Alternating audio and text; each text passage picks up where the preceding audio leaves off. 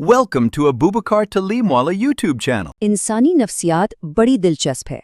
हमें कहानियाँ सुनना बहुत पसंद है, ख़ास तौर पर वो कहानियाँ जिनमें कोई बज़ाहिर हारा हुआ इंसान मुश्किल तरीन हालात का डट कर मुकाबला करे और फिर एक शानदार कामयाबी हासिल करे। आज के इस तफसीली जायज़े में हम कुछ ऐसी ही ज़बरदस्त कहानियों और उनके पीछे मौजूद हक़ाइक़ पर बात करने वाले हैं।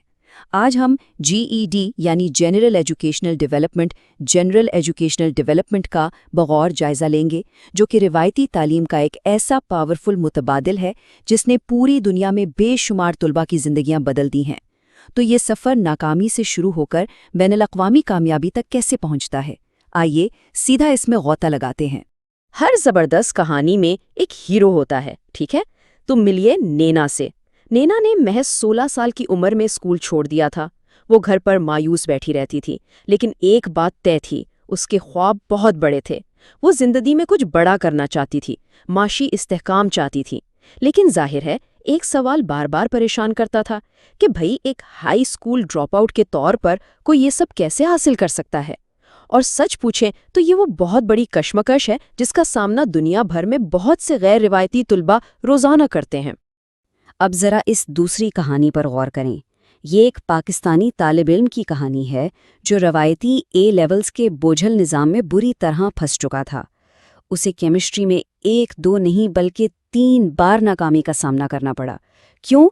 क्योंकि ख़ानदान का शदीद दबाव था कि इंजीनियरिंग ही पढ़नी है, जबकि उसका अपना असल जुनून, उसका शौक़ कंप्यूटर प्रोग्रामिंग था। दोस्त यूनिवर्सिटीज़ में जा रहे थे और उसे फौरी तौर पर एक ऐसे रास्ते की ज़रूरत थी जो उसे इस रवायती क़ैद से बाहर निकाल सके। तो इन दोनों बिल्कुल मुख्तलिफ कहानियों में आखिर हल क्या था? वो हल था GED। ये इन तमाम लोगों के लिए एक आलमी सतह पर तस्लीम शुदा मुतबादिल है जो किसी भी वजह से अपनी हाई स्कूल या इंटरमीडिएट की तालीम मुकम्मल नहीं कर पाते। और यकीन जाने, ये महज कागज़ का कोई टुकड़ा या आम सा सर्टिफिकेट नहीं है, बल्कि ये दरअसल एक ऐसा मास्टर की है जो दुनिया भर की बेहतरीन यूनिवर्सिटियों और करियर के नए मौक़े के दरवाजे खोल देता है।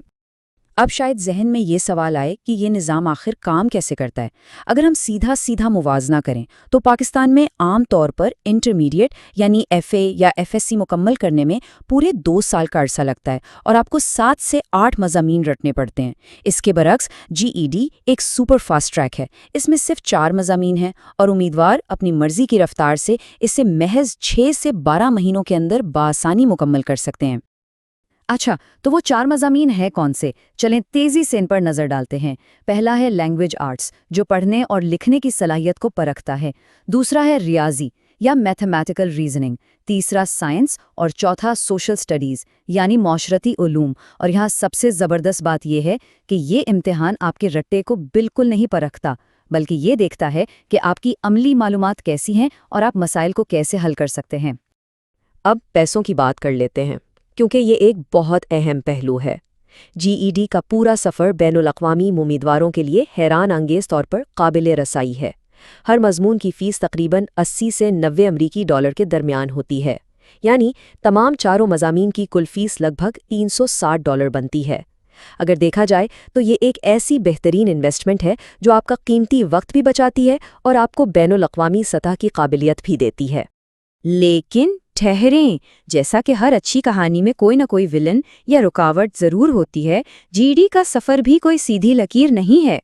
तैयारी के दौरान कई ऐसे नफ्सियाती और स्ट्रेटेजिक जाल आते हैं जिनमें लोग अक्सर फंस जाते हैं। अगर उन गलतियों को वक्त पर ना पहचाना जाए तो वक्त और पैसा दोनों का ज़बरदस्त नुकसान हो सकता है। तो आइए देखते हैं कि वो सबसे बड़ी गलतियाँ कौन सी हैं जो आम तौर पर की जाती हैं। लोग सबसे बड़ी गलती ये करते हैं कि बेसिक्स या बुनियादी बातों को समझे बगैर सीधा मुश्किल सवालात पर छलांग लगा देते हैं। फिर मुस्तकिल मिजाजी की कमी, यानी एक हफ्ता तो 10 घंटे पढ़ लिया और फिर अगले 2 हफ्ते किताब की शक्ल तक नहीं देखी। उसके अलावा प्रैक्टिस टेस्ट में पास हुए बगैर ही असल इम्तिहान के पैसे भर देना और फिर दिन रात एक करके खुद को इतना थका लेना कि बर्नआउट का शिकार हो जाएं। ये सब सीधा नाकामी की तरफ ले जाता है। यहाँ एक बहुत बड़ी गलतफहमी दूर करना बहुत ज़रूरी है। अक्सर लोग ये समझ बैठते हैं कि वो पिछले सालों के पेपर्स को रट्टा लगाकर ये इम्तिहान पास कर लेंगे। बिल्कुल नहीं। GED रट्टे का नहीं बल्कि क्रिटिकल थिंकिंग और प्रॉब्लम सॉल्विंग का टेस्ट है। इसमें रियाजी और साइंस के बुनियादी उसूलों को समझकर उन्हें बिल्कुल नए और अनदेखे हालात पर अप्लाई करना होता है। रट्टेबाजों के लिए यहाँ वाकई कोई जगह नहीं। इस कॉन्सेप्ट को एक बड़ी मज़ेदार मिसाल से समझते हैं। फर्ज करें किसी ने अपनी बिल्ली के लिए एक 72 इंच का कैट ट्री खरीदा। अब बजाय इसके कि वो मैनुअल पढ़े, उसने सीधा पुर्जे जोड़ने शुरू कर दिए। नतीजा, थोड़ी देर बाद वो बुरी तरह उलझन जाएगा और सारा वक्त बर्बाद। बिल्कुल उसी तरह जीईडी में अगर आपने बुनियादी उसूल और हिदायत नहीं पढ़े और सीधा मुश्किल सवालात पर गए तो उलझन पक्की है। बुनियाद का मजबूत होना 100% ज़रूरी है। चलें इसकी एक अमली मिसाल मैथ्स यानी रियाजी से लेते हैं। होता यह है कि अक्सर उम्मीदवार बुनियादी अलजेब्रा के सवालात, जहां सिर्फ एक्स की वैल्यू निकालनी होती है, और क्वाड्रेटिक मसावात को बिल्कुल एक ही तरीके से हल करने की कोशिश करते हैं। वो क्वाड्रेटिक मसावात में भी बस एक्स को अलग करने में लगे रहते हैं और अपना कीमती वक्त ज़ाया कर देते हैं, जबकि असल में वहाँ एक मखसूस फार्मूला लगाना होता है। यहीं से पता चलता है कि रट्टा नहीं, कॉन्सेप्ट काम आता है। अब कहानी में एक नया ट्विस्ट लाते हैं। एक बड़ा दिलचस्प सवाल जो जहन में उभरता है वो ये है कि जीडी तो ठहरा एक अमरीकी इम्तिहान, तो फिर पाकिस्तान जैसे मुल्कों में बैठे हुए तलबा इससे मुकामी यूनिवर्सिटियों में दाखिले के लिए कैसे इस्तेमाल करते हैं। ये वो मोड़ है जहां से मकामी ब्यूरोक्रेसी और तालीमी बोर्ड्स की एंट्री होती है, और इस पूरे सिस्टम को समझना वाकई गेम चेंजर साबित हो सकता है। तो तरीका कुछ यूं है कि पाकिस्तान में जीईडी को इंटरमीडिएट या higher secondary school certificate HSC humanities के बराबर करवाने के लिए IBCC से इक्विवेलेंसी सर्टिफिकेट लेना पड़ता है। प्रोसेस बज़ाहिर सिंपल है। IBCC के पोर्टल पर अकाउंट बनाएं, अवॉर्डिंग बॉडी सेलेक्ट करें, अपने डॉक्यूमेंट्स अपलोड करें और बस नॉर्मल फीस अदा कर दें। लेकिन इस सारे अमल में एक बहुत बड़ा ब्यूरोक्रेटिक ट्रैप छुपा हुआ है।